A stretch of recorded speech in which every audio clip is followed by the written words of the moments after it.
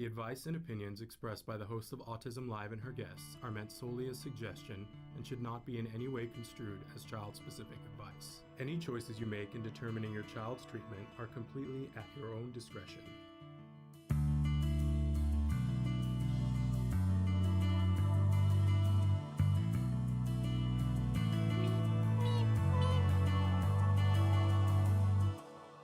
Good morning and welcome to Autism Live. I'm Shannon Penrod, so thrilled to be here with you this morning live. Today is Wednesday. It is June something. What is the date? It's the 14th. Oh my goodness, we're already in mid-June. How did that happen?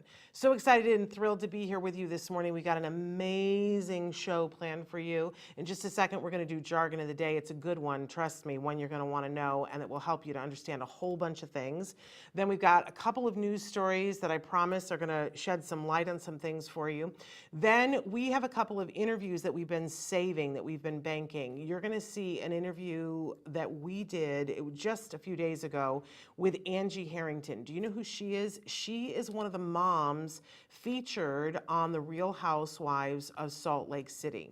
So Angie and I sat down just a few days ago and had a talk because she's been in the news. People magazine did a whole expose on her and her family because her 5-year-old was recently diagnosed with autism, and because of that, she decided to leave the show and to focus on helping her son. Can't have more respect for that, right? Than that for that. So she's a really inspirational woman. I so enjoyed talking with her. We're going to share that with you in a few minutes. And then we've got another amazing interview with a mom who's a clinician and who got frustrated like I always do with the jargon and said somebody needs to put out a dictionary, and she looked around and went, nobody else is doing it, so she did it. She put out a dictionary very similar to what we do here, jargon of the day, that she puts it in layman's terms. She doesn't do the part where we make fun of it, because it's hard to do that in a book.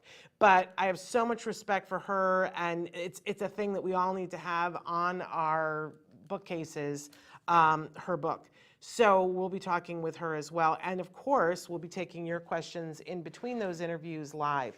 We are live right now on Facebook, YouTube, Twitter, and a bunch of other sites. Our fabulous Traven will start showing you what some of those sites are right there. Remember that once the show airs live, we always podcast it. It's available on all podcast markets as a free download. We're very thrilled to be able to do that. Is the audio portion of the show.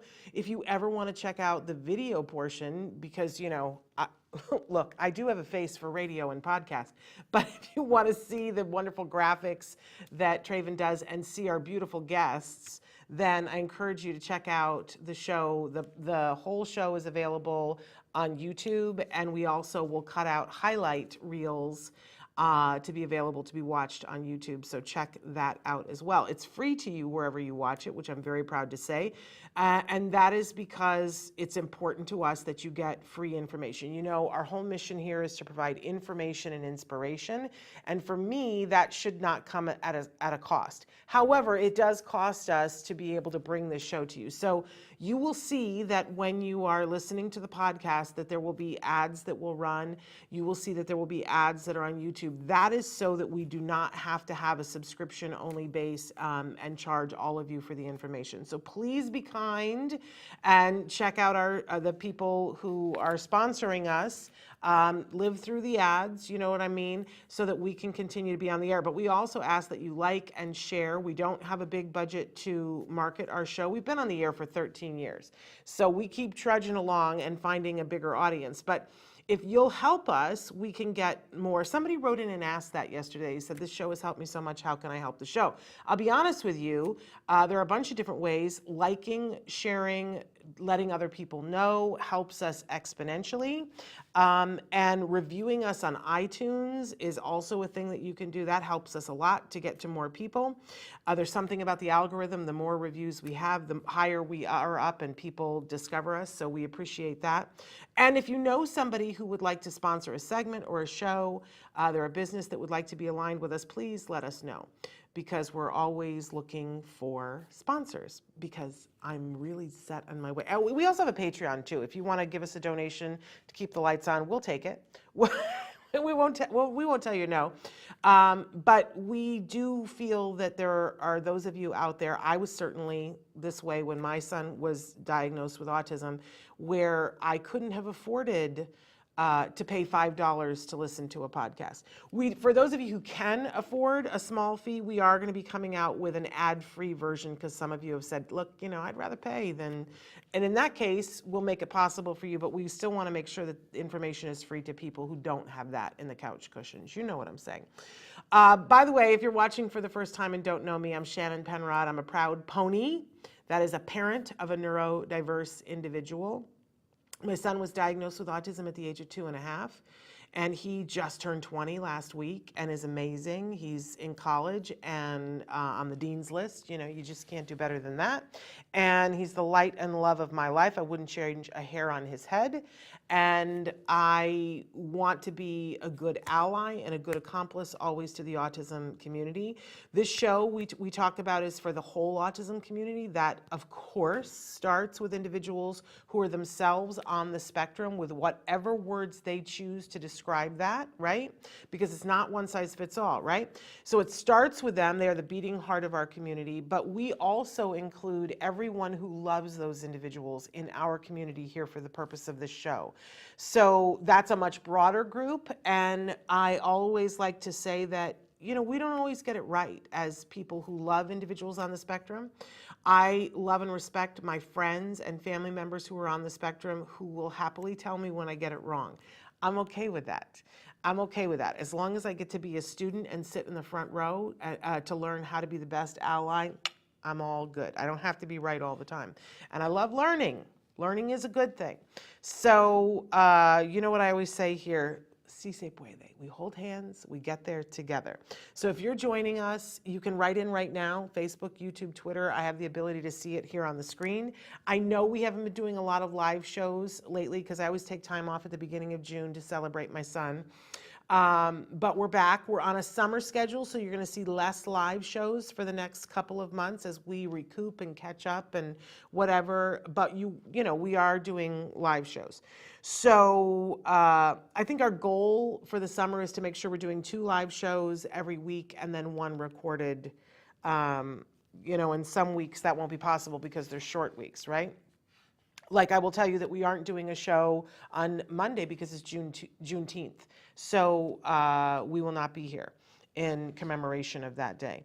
So, but we will be here on Tuesday and Wednesday. So there you go, Anyway, let's get started with, now that we've taken care of all the other business. I also like to say too that if you're joining, we feature a lot of autism experts on this show. I mean, really, in the last 13 years, a lot. By no means all. We try to get in a wide variety of people in here, but I'm not one of the experts. As I said, I'm a pony and I am learning. I feel that having interviewed experts because I had a radio show before where I was interviewing experts, having interviewed people for well over 15 years, I would say, people go, well, aren't you an expert yet? And I go, no, I have an informed opinion. But that doesn't mean it's an informed opinion. It's not an expert opinion. Anyway, but because I'm not an expert, I struggle sometimes with this jargon, and Tasha's going to talk about this later. But we don't want to. It costs us time and money as loved ones if we don't understand what the experts are saying. So I made it my mission when we started the show 13 years ago that we would do jargon of the day where we would give you the actual definition. Then I would make fun of it because that's the only way I know how to roll. And then I give you a working definition and then I break it down a little bit from there to try to give you an example so that it's actually usable for you. If you don't get it the first time that you hear me explain it, please don't beat yourself up about that. 13 years later, there's some terms that I'm still trying to get a hold on, right? Looked like I was milking a cow there. But I just remembered too, I don't want to forget this, we have to say happy birthday to Nava Paskowitz-Asner. It's her birthday today, and we love her so dearly. She's been a guest here many times on the show and is amazing, running programs over there at the Ed Asner Family Center. Just doing an amazing job, so happy birthday, Nava. Okay, but back to jargon. I'm like the squirrel thing, right? All over the place. Okay, back to jargon. So we do this to help you. If you don't get it the first time, don't beat yourself up. You will get it eventually when it makes sense, when you're seeing it in your real life. But let's kick it over to our jargon term for the day, which we teased a second ago. It is a term that you are going to hear in the world of autism, especially if you're talking about ABA. And I love talking about the three-term contingency because when you understand the three-term contingency and how it is useful, then you understand how ABA can be used in the best possible way, but it also gives you an idea of how people can abuse it. And I think that that's an important discussion to have. So let's take a look at what the actual definition of the three-term contingency is. Three-term contingency in operant conditioning refers to stimulus control, in particular an antecedent contingency called the discriminative stimulus that influences the strengthening or weakening of behavior through such consequences as reinforcement or punishment. Oh, barf. Like, honestly, if you can make heads or tails of this definition, then you already are working towards your BCBA. You probably are an RBT and, have been working in the field of behavior analysis for at least a year. And anybody else is like, well, I might even understand the three-term contingency, but that thing is so deep in jargon. If I don't know what operant condition is, I'm fried. If I don't know what stimulus control is, I'm fried. An antecedent contingency, hello. Discriminative stimulus, woo. And then we get into consequences as reinforcement or punishment, and that everybody thinks they understand, but it's so much gray area and so much room for misunderstanding. Okay, let's take this, crumble it up, and throw it in the ocean and hope that a fish eats it and doesn't get sick. Okay, and let's move on to our working definition so that we can begin to make heads and tails of this sucker here. Okay, the three-term contingency, if we put this in easy terms, it's the ABCs of behavior. That behavior, according to this, is, and I'm looking for an extra piece of paper, which I should have brought an extra piece of paper. So ABCs of behavior, A is the antecedent, B is the behavior, and C is the consequence. All right. I'm going to take this piece of paper and then I'll use it later. It's okay, Traven, I got it. What I always tell people is if your child is engaging, whether your child is 7 or your child is 13 or 33, or maybe it's your husband or, your boss, right? Somebody is engaging in behavior that's making you not like your life. And maybe is potentially putting you in danger, but it's making you miserable, right? Or maybe it's making them miserable. In some way, this behavior is not effective for you. This could be that your child is hitting you. This could be that your child is hitting the dog, right? These are behaviors that we call challenging behaviors because it's creating challenges instead of leading us towards the things that we want in life, both us and the individual. So we start to look at it to see what the three-term contingency is. We are all engaged in three-term contingencies all the time. This is what behavior is. And any behavior that you see, you can break down into these three things. By the way, this is not just human behavior. This is your plants, this is your pets, this is animals in the wild. Behavior. If it's someone or something engaged in behavior, then these three contingencies are happening. So I take my piece of paper and I fold it into thirds. And at the top of the paper, we put an A, a B, and a C, thus. I know you can't even see it because it's so white. But across the top of the paper, A, B, and C. You can do this on your phone. They have apps for this now, right? And the antecedent is the thing that happened before the behavior, then there was the behavior, and then the consequence. This is a sanity-saving way of looking at behavior because sometimes we feel out of control and we feel like stuff is just happening to us and why is this happening? But if you begin to look at behavior and notice this pattern in the world, it all starts to make sense, right? The behavior is the thing that, when we're talking about a challenging behavior, and by the way, this works for non-challenging behaviors too, but we don't take the time to do it because it's working us towards a goal and we don't need to, analyze it. But if it's a challenging behavior, then we want to look at it, because what we're trying to figure out is, what is the function of the behavior? Behavior doesn't happen in a vacuum. It's not random. I marvel at before I understood this, sometimes I would look and go, I don't understand why I'm doing that. I constantly fail at this thing and I don't understand why, right? Or I would look at something that somebody else was doing, like a girlfriend that kept dating the wrong guys. You know how we say, oh, they've got a terrible picker, right? But if it's a behavior that there's a behavior that's happening, but in all behavior, there is something that happens beforehand. We call that the antecedent. And then there is something that happens after the behavior that is the consequence. And the rules of behavior, applied behavior analysis, suggest that we will not continue, and there's been tons of studies on this, they've researched the hey nanny nanny out of this, right? But we won't continue to engage in a behavior unless there is something in the consequence strategy that makes it worthwhile for us, right?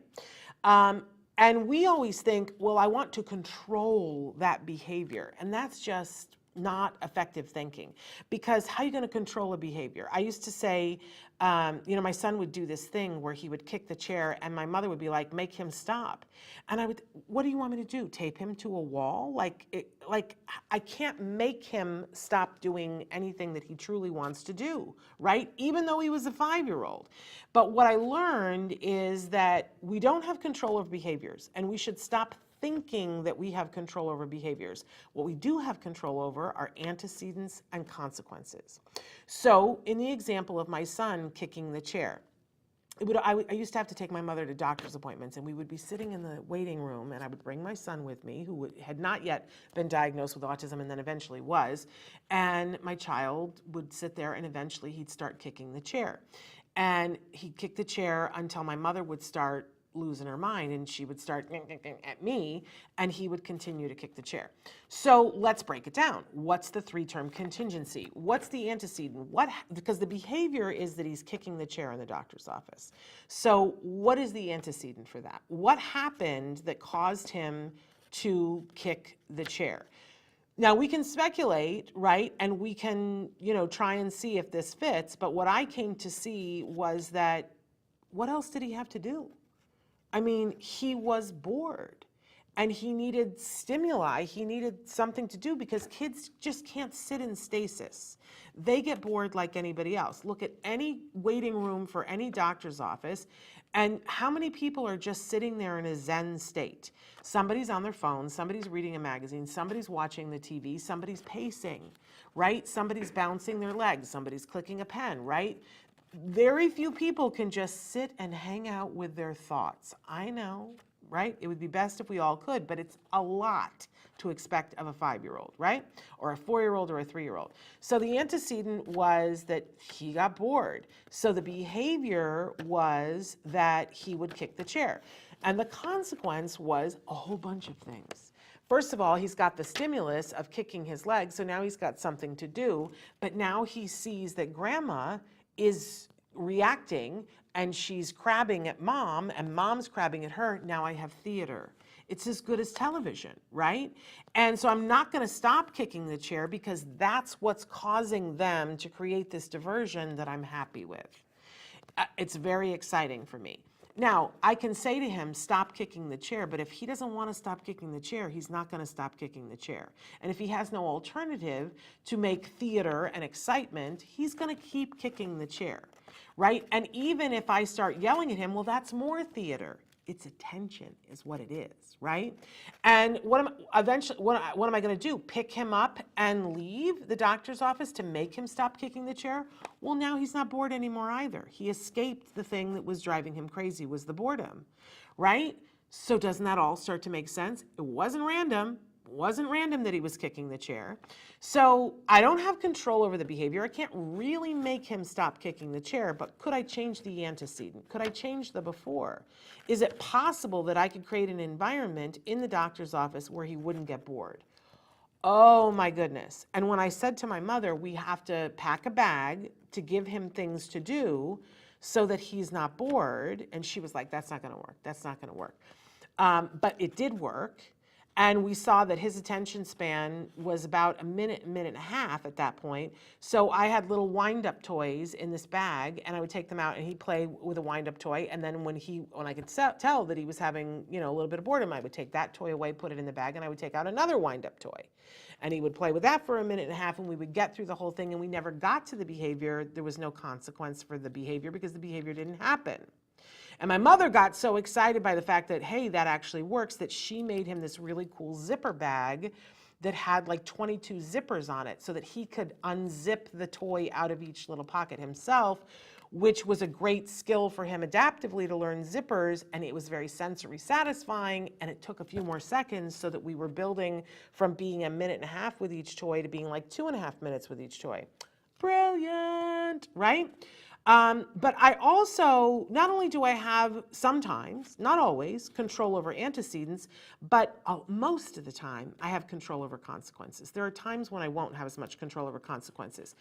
But if I had decided he's still going to be bored and I still have to deal with the boredom, but if we gave absolutely no attention to the kicking of the chair, that would be boring too. And then I'll tell you what would happen. He would go find something else to get us to pay attention to him.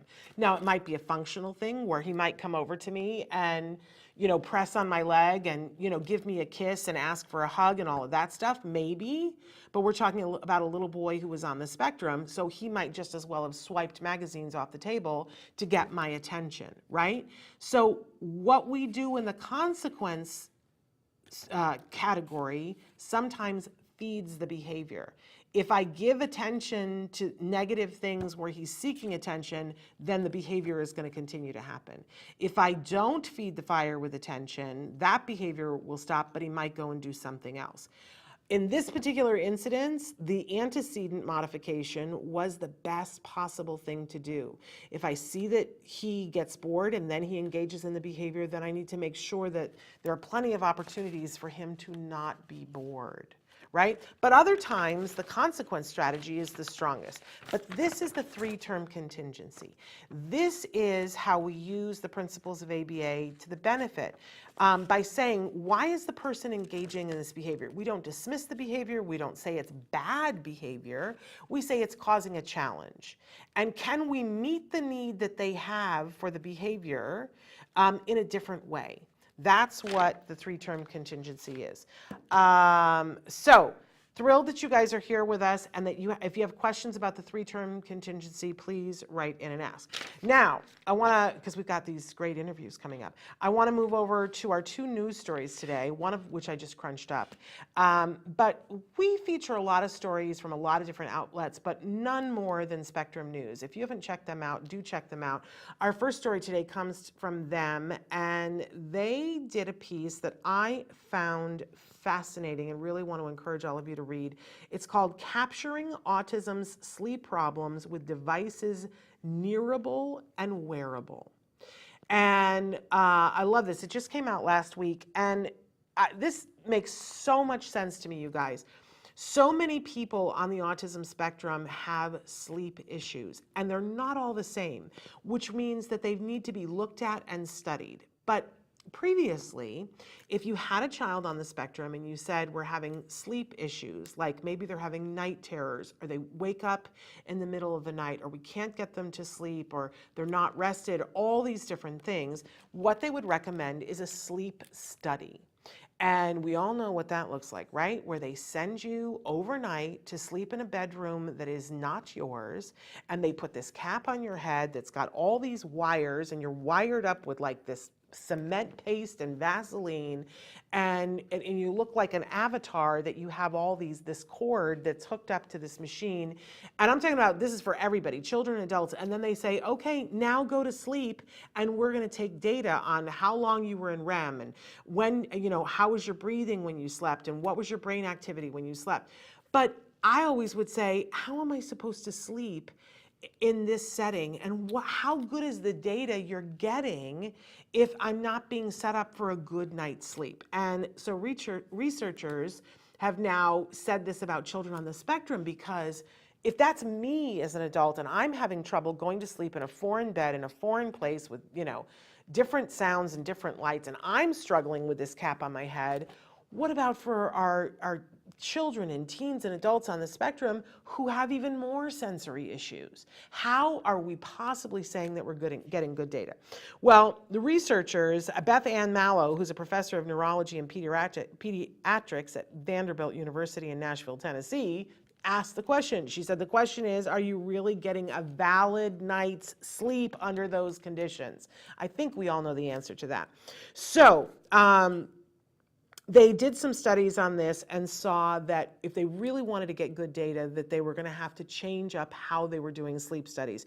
And what this article details is a bunch of different products that are what they call the nearable and wearables that can take data in your own bed at home.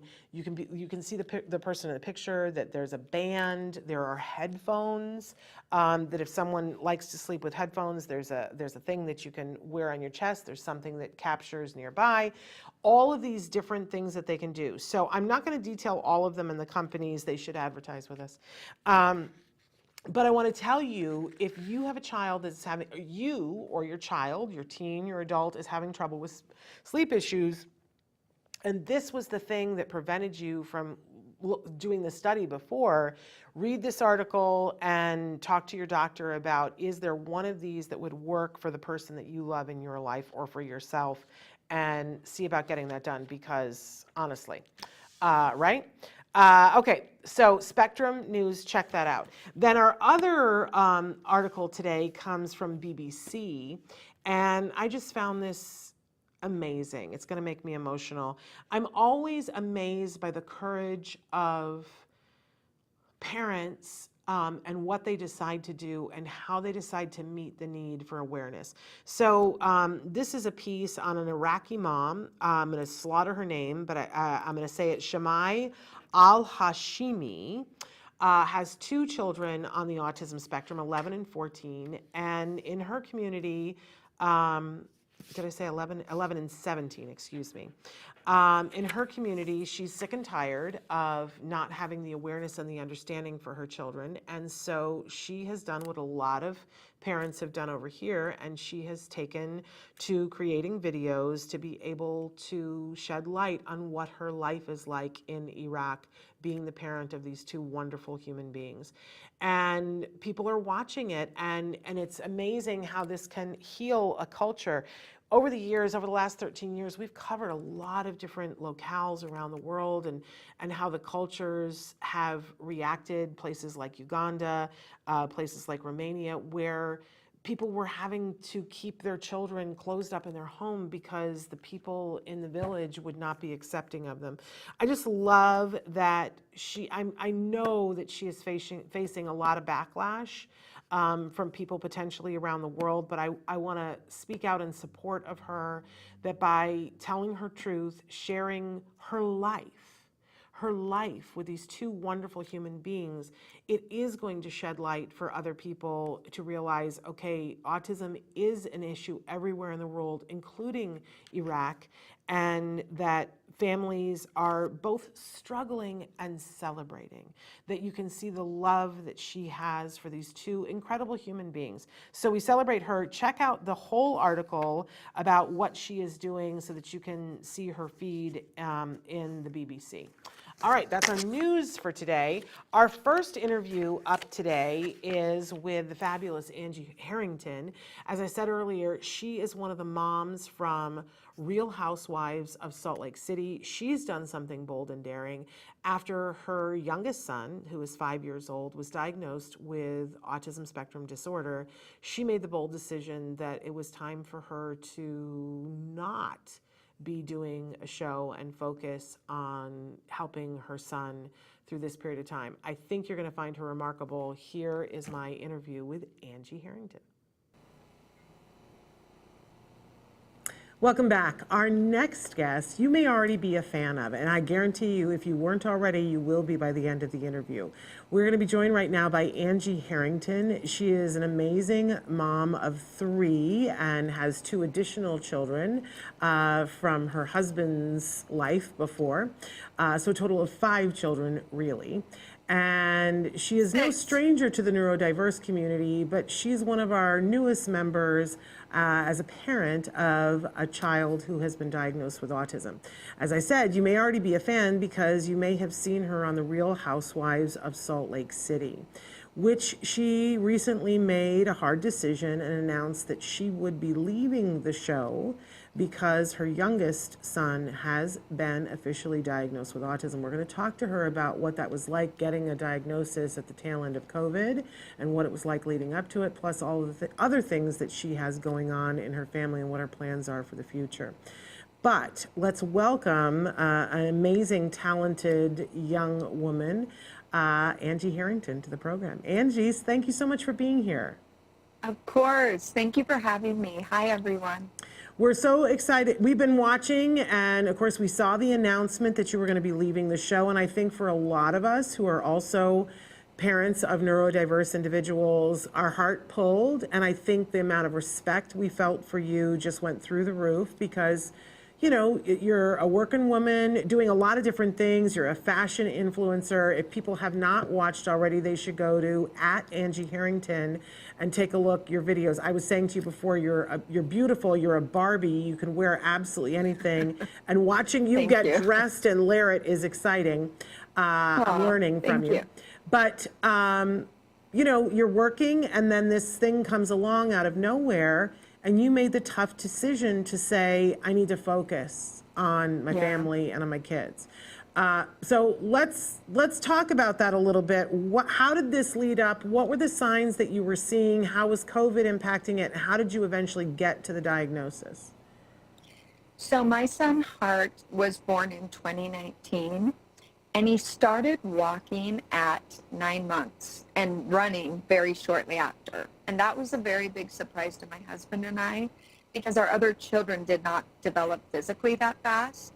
But then we noticed so he was very fast in that way, but we noticed other milestones he wasn't hitting, like speech or pointing at things that he needed or communicating that he needed something. And so we felt a little bit concerned, but as you know, all children develop at different times. So I think at the time we just thought, well, let's just watch it. And then during COVID, we took him into the pediatrician, and he recommended we see an autism specialist because his daughter, who was an adult, ironically, was just diagnosed with autism. And he thought, you know, there were small signs that we didn't notice, so I'm just kind of telling all my patients to take their children to be tested if they have any question.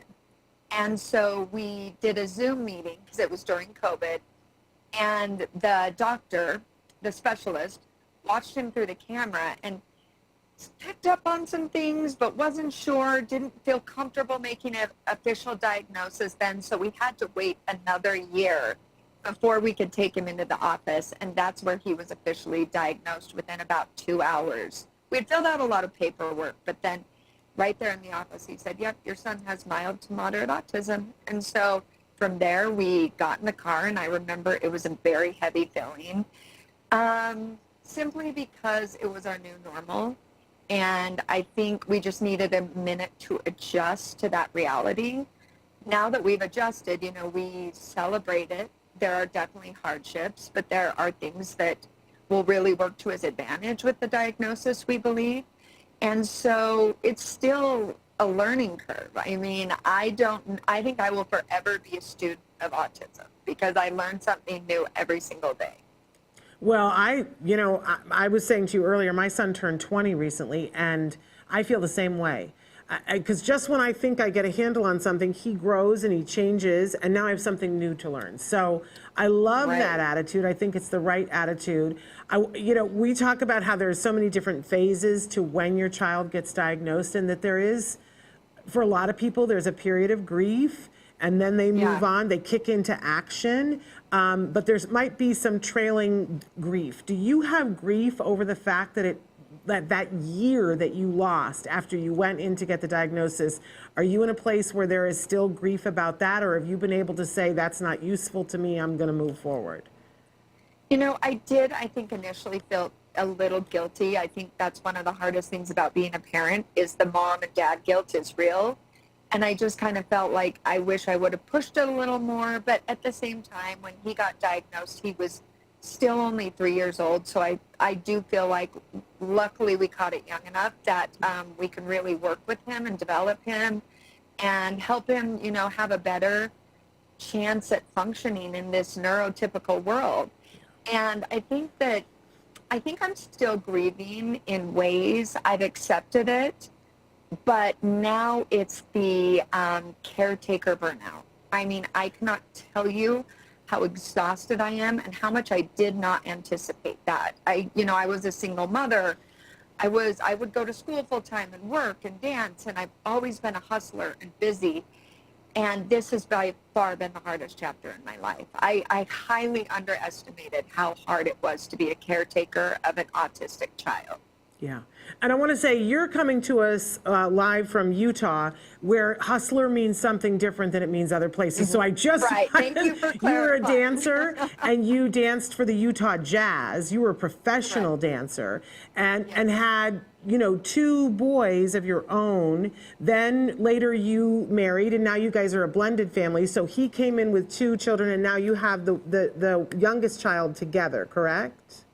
Correct. So actually he came in with 3 children. We have 6 combined. Oh my gosh. So you really are a Brady Bunch.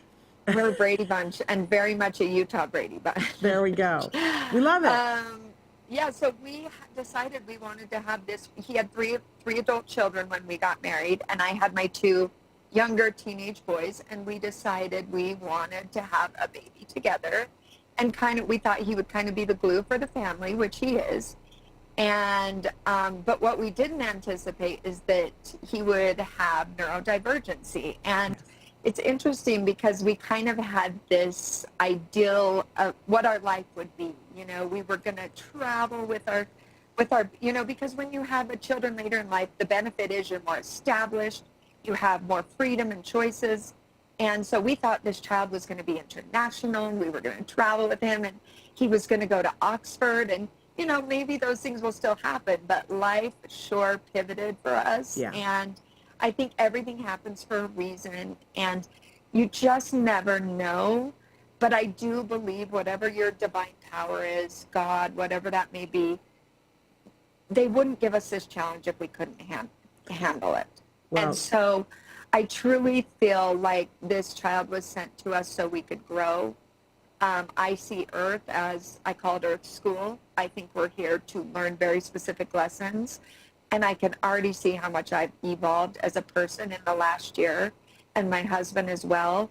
And I know when all is said and done, we will look back on this diagnosis as a blessing. Yeah. And I don't mean for that to sound flippant, because I do know our child struggles, and nobody wishes that on their child. But I think you have to find the silver lining, or it can bury you. Absolutely. I think that you're looking at it in a very mentally healthy way. And so people are going to ask, so talk to us a little bit about what avenues are you taking? What support are you getting now? What therapies have you decided to go with? And how is it going? So right now he is in ABA therapy, and his, I believe they call it a prescription, is about 7 hours a day. So we are in the thick of it. I have someone come in pretty much full time every day, and they push him. They push him pretty hard. I didn't realize that for him, I thought it'd be more it is play therapy, but I didn't realize how many markers he would be hitting and how much work it is to get there. So I think between the therapist and myself, we really try to sense if he's overstimulated. And about midday, he'll ask to go snuggle, which means we go upstairs in my bed, just he and I get him under the blankets. That tends to calm him down. And then by the end of the day, we kind of just give him a break. If he wants to take his clothes off, he can take his clothes off. If he wants to climb on the counter, and maybe that's not the healthiest approach, but I also feel, you know, you got to trust your instincts as a parent. And I also feel like if I keep that black and white regimen routine, he's going to be overstimulated and unhappy. So I do try to give him a lot of those freedoms that the therapy does kind of not frown upon. I don't want to say frown upon, but I do try to give him a little bit more leeway. It's like a child coming home from school. You kind of let them do what they want for a little while. So we are doing that. And then our daughter-in-law just graduated in speech therapy. So she's going to come work with him on his speech. He is verbal. We do think he will be fully verbal. I don't know for sure, but that's kind of where it's headed. Yeah. And that was another thing I didn't realize, that autism is different for everybody. I kind of thought there was this one idea of what autism is, and then it was either like a 1 out or a 10 on the spectrum. But I didn't realize how many kind of different variations and how kids react to things differently. Not everybody's antisocial. I didn't understand what autism was. And so right now we're going to put him in speech therapy because he is behind on his speech.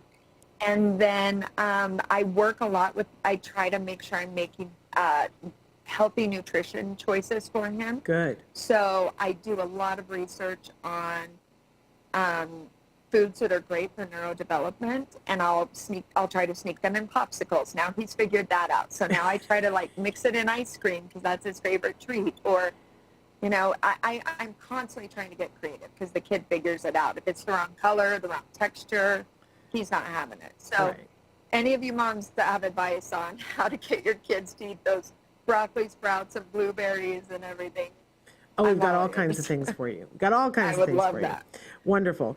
And so I guess the question we have to ask is, what was it like making the decision? Here you are, you're on this hit show, and I'm sure as a reality TV show, it's a little intrusive into your life. So I'm imagining that your family had a discussion and decided that this was okay to allow cameras into your home, but now you have your child diagnosed with something that's going to be as intensive as 7 hours of therapy a day, plus other things. Was it a hard decision? Was the whole family involved? Was it just you? What was that like, making the decision, saying, I'm going to step away? Yeah, good question. Yes and no, it was hard. I think I was a part-time cast member. I was cast as a part-time cast member on Housewives. Partly, that's because everyone gets cast that way, and then you kind of work your way up to full-time. Yeah. For me, I preferred part-time because my children were not interested in doing the show, and I was not going to push them. So I was lucky in the sense that the cameras weren't as intrusive because they weren't there filming my children. They were only filming me and the other girls. And then occasionally my husband would come along if he chose to. Whereas the other girls, they're filming the family, they're filming the husband, they're filming everything. And so it wasn't a huge adjustment that way because I already was a part-time cast member, only filming mostly my interaction with the other women. Right. But for me personally to make that choice, my husband was supportive either way. Luckily he's great that way. He just said, whatever makes you happy, I support. So ultimately it came down to me, and I think I wrestled with it for about a month. Producers came back to me, said, we want you back season 4. We would love to potentially make you a full-time cast member. We want to follow Hart's autism journey because I had shared the news with them. Yeah. And we want to see what that's like. And I actually, I thought actually it might be a good opportunity to kind of show the world what it's like to raise a child with autism. Yeah. Because it's no joke. It is really hard and demanding, and I think so many people could relate to that. So there was a part of me for the community that did want to do it, but I knew at the end of the day, because those shows have a lot of drama in them, so much of my brain power would be in another place and not focused on my son. Yeah. And I'm sure, as I don't want to speak for you, but as you know, and a lot of other parents with autistic children know, your brain power is pretty important when you're raising a kid with special needs. Yeah. And I can barely function after 6 p.m. without filming the show, just raising my children. And so I just didn't want something that was going to take me away from the healing and nurturing that Hart required of me. Well, I think it's amazing and courageous and wonderful. I am going to say to you, I think that at some point somebody's going to come back and say, hey, we'd like to do this, a different show, just showing this. And that maybe in a year's time when you see a little bit more about how much progress he's going to make, you might be in that mode. So I hope you're doing home movies as much as possible right now, because those are going to be critical when you do that. That's good. That's actually good advice. And I've had conversations, and people often ask me, would you ever go back to Housewives? And, never say never. No, you're going to get your own show, Angie. That you're done with that. You're going to get your own show, so you don't need that. I like that, and I would like to produce it, so I have final edit as well, Shannon. There you go. I'm sure that can there happen. well. Let's put that out into the universe. I believe in that. I said earlier that you're no stranger to neurodiversity. It's very touchy, but I don't know if you want to disclose that there are other people in the family, not with an autism diagnosis, but neurodiverse. Do you want to talk about that for yourself and others? Sure, absolutely. Our family is filled with neurodivergency, myself included. I have ADHD. My 2 teenage sons have ADHD. Their father has ADHD. My husband's oldest son, born daughter, now son, is transgender. So he believes there could be some neurodivergency there that's undiagnosed, because typically the members of the trans community do have neurodivergency. So our family is riddled with it. And so it's kind of this beautiful mess of brains that come together and show each other unconditional love, because we're so different. We have to accept each other, If we're going to function as a family, we have to accept everybody and whatever they're dealing with. And so, I think my husband's probably the only neurotypical one. And he's kind of the glue. He's the odd man out. That's okay. I do think that he solves all our problems.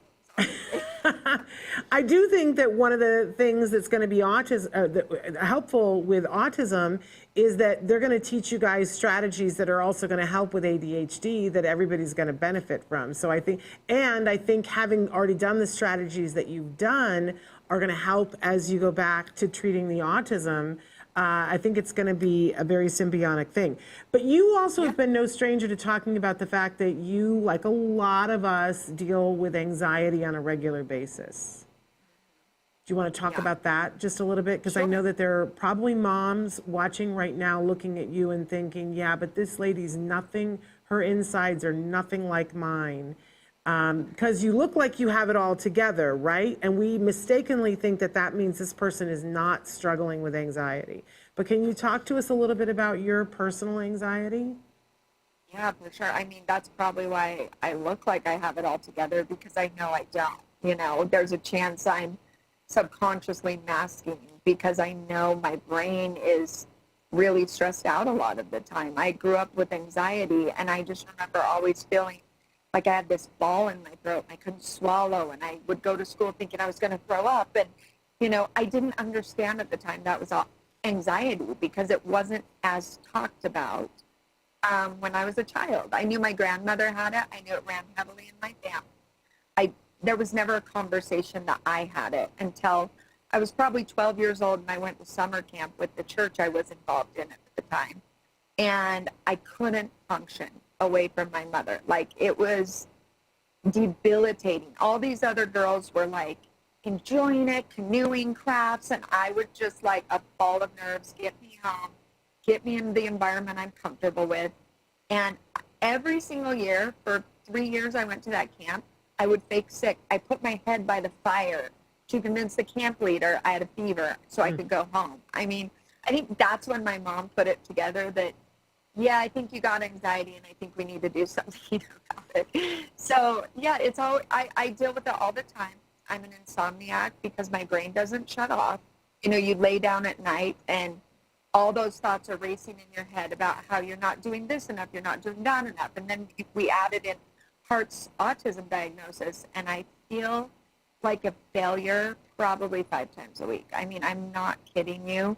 And I know I'm a good mother. I know I give my very all and my very best, but I still feel like I'm failing somebody, whether it's my husband, whether it's my teenagers, whether it's the baby, whether it's myself and my career. I just feel spread so thin, and like I'm never gonna get it right. And it is such an overwhelming feeling sometimes. At the end of the day, sometimes I'm a puddle of tears because I just feel, it is so exhausting trying to figure out everybody's neurodivergency and what they need, including mine. And so it's something that is really forcing me to grow, but it nearly kills me.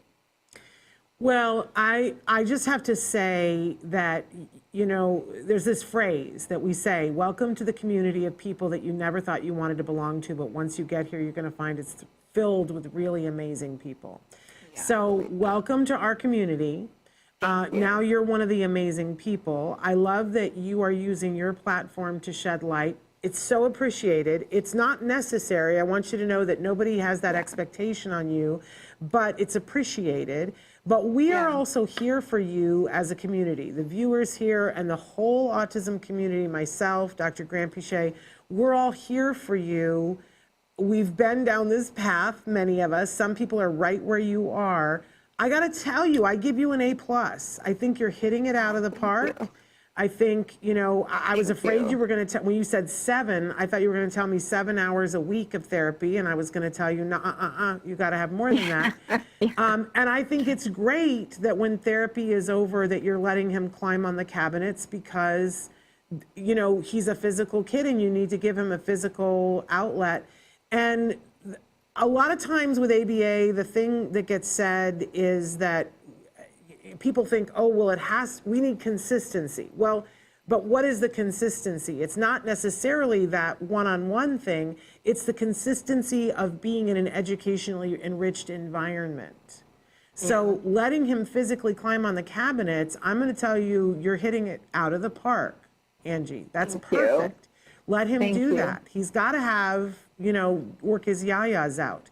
That'll help him with anxiety. So I think you're doing a great job. But we're here there are going to be things that you encounter along the way, because is he going to school yet?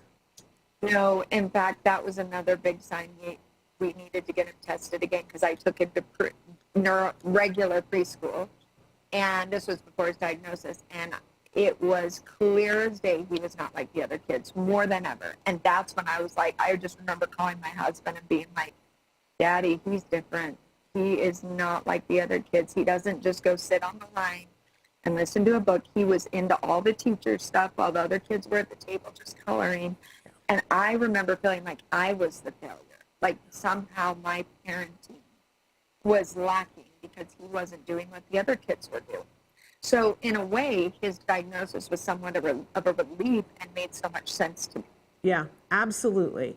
But eventually he is going to go to school and you're going to have questions. And there are lots of different things, but know that we're all here. We're part of your community now, and we'll help you to support. And I'm sure that people will be writing in diet things and support. And I said to you earlier, I'm going to get my book sent off to you so that you can see, because I just wrote everything that I learned into a book and went there.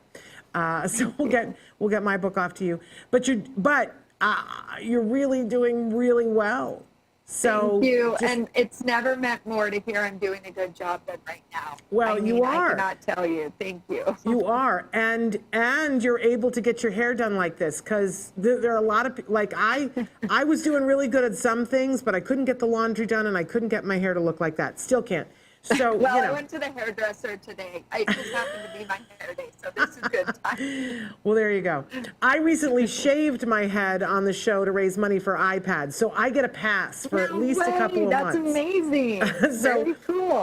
So nobody can tease me about my hair because I did it for iPads. So there we go. There you go. But anyway, such a pleasure to meet you. Congratulations on everything that you're getting done.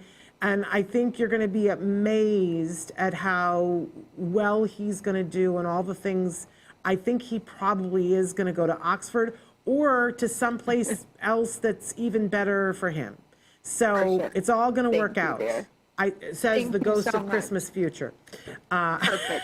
Having been there, done that, I know in the beginning I thought, I remember going to the park and seeing other families there with their kids, and the teenagers were just running around and doing stuff with each other. And I remember thinking, we'll never have that.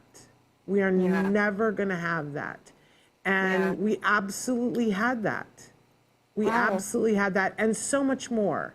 So sky's the limit. He's going to teach you. He's going to teach all of us, but you're doing all the right things. So thank you, dear. I appreciate it. you are. He's going to be fabulous. And the fact that he is already talking and he's getting that much therapy, he is going to be fully verbal. Statistically, that's a thing. Yeah. Right? Okay. Great. Yep. That's great to hear. And see, I learn something new every day. Yeah.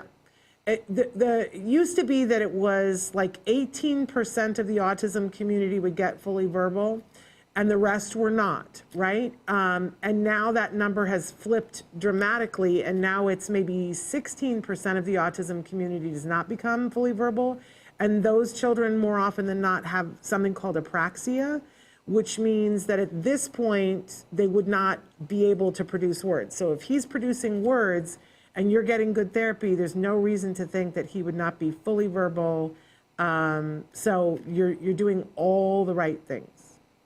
Oh, that's great. I appreciate that. Yeah. Thank you so much. Well, stay in touch. Let us know when you need something, and we'll look forward, about this time next year. You will have your own show. Oh, That's going to happen. I mean, we'll see. Okay. All right. Let's go. And we will look forward to that. But do take the home movies, because when you go to produce it, you're going to need those to show where you started. No, absolutely. All right. Thank you so much. Give everybody in your family a hug from us, all right? Of course. Likewise. All right. You take care. Okay. Bye-bye. What a remarkable mom. Isn't she an inspiration, you guys? Truly wonderful. And we'll look forward to having her back in future years to hear the progress of how everybody is doing. We're going to take a break, and then we're going to be back with more of Autism Live after these messages. Stick with us.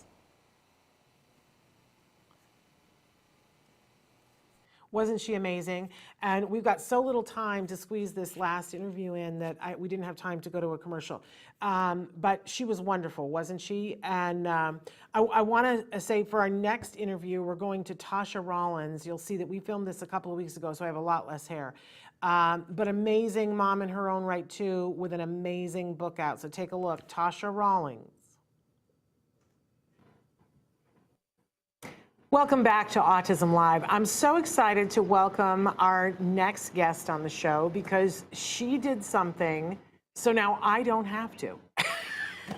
I have threatened, those of you who watch the show know that we love to do jargon of the day here, where we make fun, we take an actual autism term and we try to break it down and make it user-friendly, but what I actually do is make fun of the actual term. And I've said forever, someone needs to write a book, don't make me do it, that explains all these autism terms to you. Well, my next guest did it. So I love this. And if you ever want to have a place where you can go to be able to have all of these terms that we talk about and more, boy, she was really comprehensive about it, you're going to want her book. The name of the book, I want to make sure that I get it right, is Autismology, an autism dictionary, and it's relatively new, just came out in December. So right now we're welcoming Tosha Rollins. She happens to be a licensed professional counselor in South Carolina. She is the owner of Rollins Counseling, LLC. In 2018, she started the Autism in Action podcast to help families connect with autism resources, services, and support. Tosha also enjoys serving the community as an autism advocate and has served as a volunteer for the Champion Autism Network and has worked with Lead with Love Training Company as a safety plan coordinator. Tosha is a public speaker and a published author, obviously. Her newest book, we are so excited about, Autismology, is from Future Horizons, which is also where my book is from. I'm very excited that she's here. She also loves adventure, traveling, nature, and spending time with her family. It should be noted that she is the mom of 4 children, and 2 of whom are now adults on the autism spectrum. So Tosha, welcome.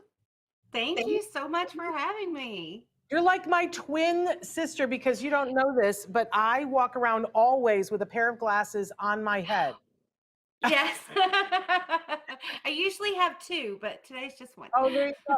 For the first, Yes. that's so funny because for the first time the other day, I've started wearing glasses for reading too. So for the first time, I had two in my hair, and I was like, I can't handle it. Well, I have very little hair at the moment, so it's Oh, difficult.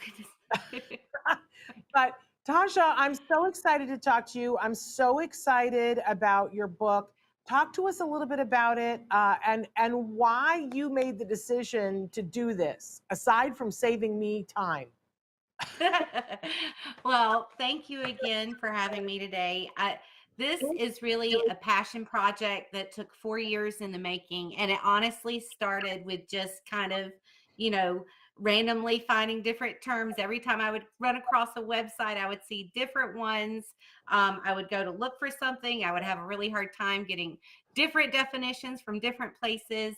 And even in having different conversations with family members, I was trying to share a little bit of autism literacy, given that I do have two young adults on the spectrum at home. And, it makes it easier if you have something to reference, like the book, the dictionary, to share that information. So I really wanted something that I could share with my family members. I wanted something that I could use as a professional resource with different colleagues, working alongside autism spectrum disorder in the office. And then also from an academic standpoint, helping additional professionals learn more about autism and literacy. I love this, and you touched on this a little bit, but let's talk about, because people might look at this and have an assumption. Okay, well, first of all, this is a very useful book for a parent, because it is. But as you said, it's got so many different uses for it. It's just barely been out since December. But what are you hearing from professionals about this book? Are they using it for themselves? Are they handing it to parents, or both? I think it's a combination of both. Oftentimes when parents are new, they get a new diagnosis with their child, they don't really know where to start. And there's so much information. It can be very overwhelming. And this really kind of serves as a little field guide to help point you in the right direction to get a little bit of common knowledge behind that with the terminology. Yeah. And so a mom of four, and two of them on the spectrum, both of them adults right now. Is this something that you wished you had had when your kids were first diagnosed? Oh, absolutely. Yes. It would have served as, it's okay, I guess, a permission slip. It's okay to talk about autism because you're talking 2 decades ago, things were very, very different in the world of autism then versus now. And so often, I experience it this way. You want to be a good, on it parent, and you're talking with people, you get the diagnosis, and I felt like it was this deluge of just terms. Like, looking back on it, it makes me angry that professionals thought that I would just know what these terms meant. And Right. when you're paying by the minute to be talking to specialists, you don't want to be asking them, can you please explain what you meant when you said that term, right? So you feel Right. behind the 8 ball, and it really becomes a brain drain and a bank account drain to not know Yeah. what terms mean. And when you get handed that report full of the terms, that has a bunch of different diagnoses or different recommendations on there, not having that accurate understanding can lead to a lot more confusion. And we definitely don't want that for families. Now, I had said before, I do jargon of the day, and I put an actual definition, make fun of it, and then we move to a really working definition. But when I first saw your book and I saw how thorough it was, I was blown away, because you have Thank terms you. in there that we've never done. But also, it's so professional in that you're not making fun of anybody, which I really appreciate, but that's my flavor. But the terms are so accessible. What did you do to help yourself to make sure that it was written in a way that people could pick it up and look up a definition and not have to pick up 4 other textbooks to figure out what the definition means? I had a lot of collaborators helping me kind of go through this, researching through the definitions, picking out the ones that we felt really, truly were evidence-based or that could be researched and put in, cross-referencing different professional organizations, the glossary list and all the different things that you can find online, just to ensure that it was something that could be easily digested and easily understood. Yeah, I sort of feel like it needs to be on everybody's bookshelf. I started to say every parent's bookshelf, but the truth of the matter is, I also wish that professionals would buy this, because here's the other thing that I run into. I love me some autism professionals, but I get a little fatoutsed at them when they start talking in all their jargon speak, when they know that they're talking to parents. And I went through something a year ago where I got very fatoutsed with a professional that I didn't know, so I didn't have this bond with them. But I said, you're talking to parents. Can you please use words that we understand? And he said, well, it's really difficult. And I got very offended by that. Because if you said to me, I don't know how to put it in terms that are professional, I would go, oh, okay. But nobody was born knowing all the professional terms. So if you truly understand the science of what you're doing, you should be able to explain it. And I got very fatoutsed. But then many professionals have come to me and said, but it is actually really hard for us. We think of things in this very specific way, and it's almost like we've forgotten the words to say, and we're so busy thinking about something else that it's literally like translating back into another language. I think this book is useful for them to keep on their shelves, so that when they're explaining something to a parent, if they come upon a term that the parent asks them, they should whip this book out, read the definition together, and then further discuss. So I think it should be on the parents' bookshelf. I think it should be on the professionals' bookshelves, and they should be using it. Do you agree? I 100% agree. Absolutely. And I think it would definitely help bridge that gap of that literacy there, that misunderstanding when they're trying to communicate with families, especially newly diagnosed families. Yes, because those are the people that are the most overwhelmed, underslept, and hungry to know what is it that we're talking about here, but can you put it in terms that I can possibly understand without getting an advanced degree by tomorrow? Absolutely. And this puts it all in one place. You don't have to go from one website to another website to another website. I did all of that for you making the book. So, we really, truly, I just wanted something in one place that could offer a sense of reassurance that, hey, I've got it right here. All I have to do is open it up and turn to it and find it, Amazing. So where do we get it? Anywhere. It's online at all the major retailers, Amazon included, the Future Horizons website, Barnes & Noble, Walmart, Target, all the big places. Absolutely love it. And if people want to know more about you and your story and your family's story, where would they go? You can go to ToshaRollins.com. That's my business website.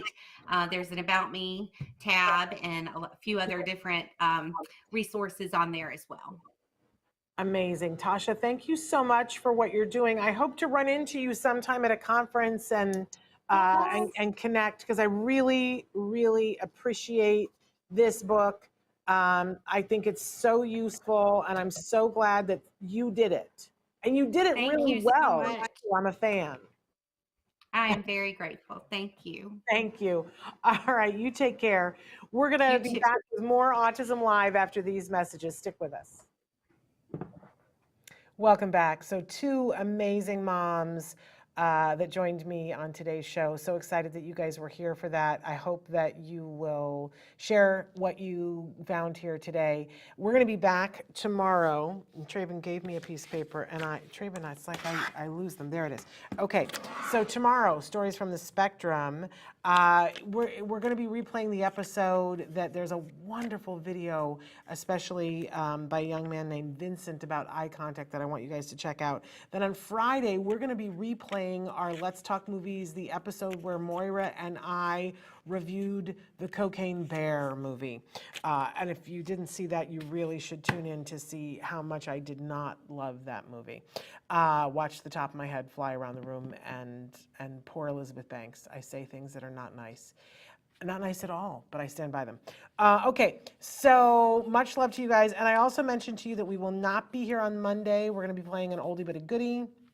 Yeah, Alicia, don't we all need that book? No kidding. I said everybody needs to have that on their bookcase because it's super duper handy. And but we're not going to be here on Monday, but we will be back here with Dr. Grampy Shea on Tuesday. And we've got a big show planned for you on Wednesday. And then we have another Let's Talk Movies that I believe is happening. I think it's happening live. I'm not sure. So anyway, we'll be back next week. Lots and lots of fun. Until then, give your kiddos a hug from me and one for you too. Bye-bye for now.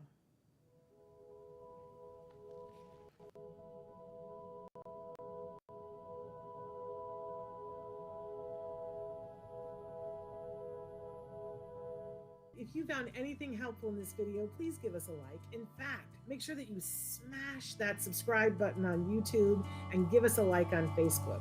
You can also follow us on Twitter and on Instagram for important updates. And please download our free podcast wherever you get your podcasts. Thank you so much. See you next time.